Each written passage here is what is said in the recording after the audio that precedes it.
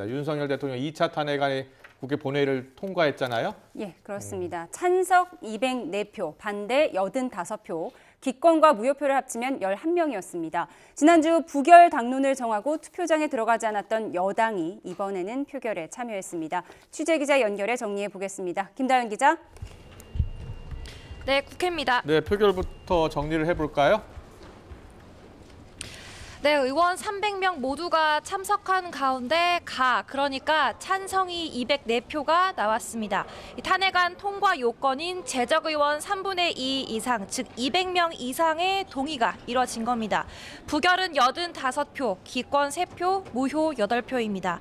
범야권에서 모두 찬성표를 던졌다고 가정하면 부결을 당론으로 한 국민의힘 소속 의원이 108명이니까요. 최소 12명이 이탈한 거고 여기에 기권이랑 무효표를 합하면 23표까지 이탈했다고도 볼 수 있습니다. 안철수, 김예지, 김상욱, 조경태, 김재섭, 진종호, 한지아 의원 등 공개적으로 탄핵 찬성 의사를 밝혔던 7명보다 많은 수치입니다. 이 무기명 투표인이만큼 투표장에서 소신표를 던진 의원이 많았다는 의미입니다. 네, 여당이 지난주 1차 표결 때와 달리 투표에 참여한 배경이 뭔가요? 네, 말씀하신 것처럼 여당은 지난 7일 표결 때 혹시 모를 이탈표를 막기 위해 표결에 불참하는 방식을 택했습니다. 이후 당 내에서조차 정도가 아니었다는 목소리가 나온 데다 표결 불참으로 또다시 여론의 역풍을 맞는 건 적잖은 부담이란 판단이 작용한 거로 보입니다. 또 대통령 추가 담화 등을 계기로 당내 기류도 바뀌었고 특히 탄핵 찬성을 공개적으로 밝힌 의원들이 늘어난 점도 주요했던 거로 풀이됩니다.